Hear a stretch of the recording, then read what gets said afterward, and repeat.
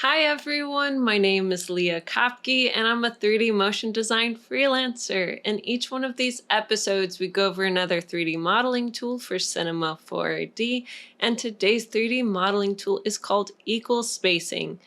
This one is just a really practical tool that comes in really handy while you're cleaning up your models and you want them to be neat and have neat topology, so it's good to know. So let's jump into Cinema 4D and show how it works.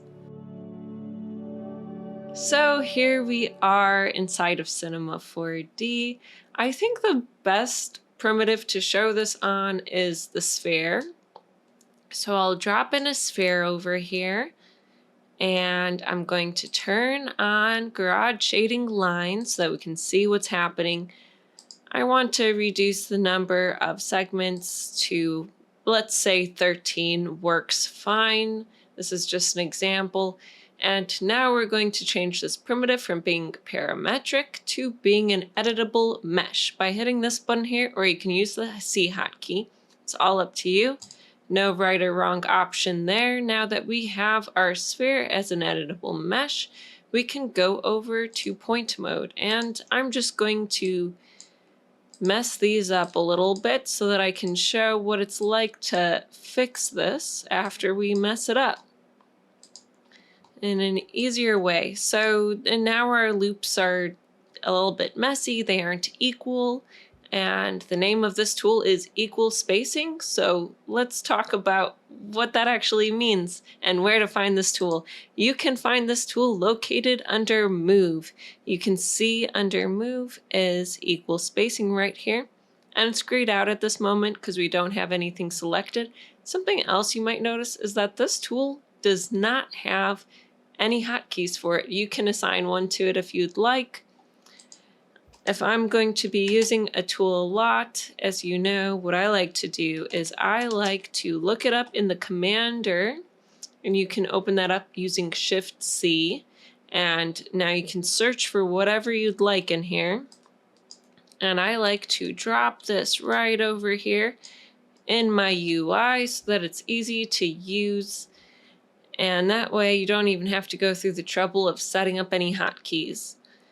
But if a tool comes with hotkeys, it's pretty helpful to have that. So it's up to you. If you want to set up a hotkey, you can. You don't have to, though. You can just drop it in over there, and it's pretty convenient.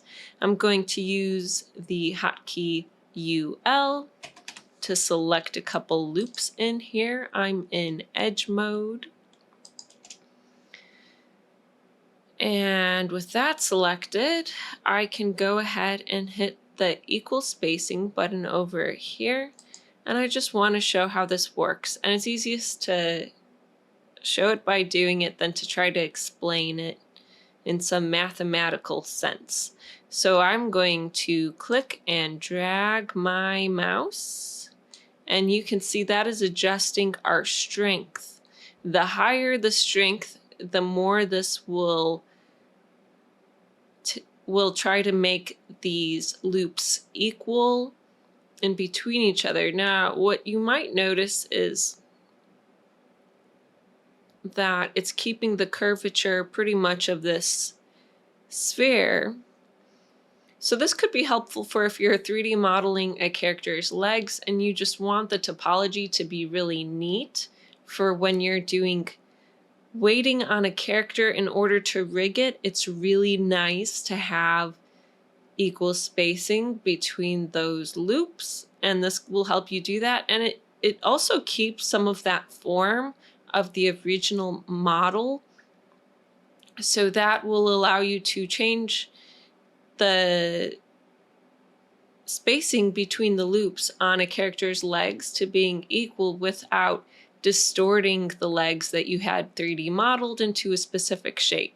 So it's a helpful tool, and you can see what the strength does. We have this other option here called linear, and when I check this on, it will completely change the shape of our sphere. It's no longer trying to keep that original geometry shape we had going and just create the equal spacing between the loops. It is making the sides linear as well. So it's really interesting how this works. And depending on what you're 3D modeling, you may want something like this. Maybe if you're making something that's more mechanical looking and you want those straight edges, it makes sense to use linear checked on. If you're working on 3D modeling a character and you just want it to have neat topology in order to rig later and weight all those points, you might want to keep linear off. So it's totally up to you, and it depends on your project and what you're doing. I think this is a really helpful tool.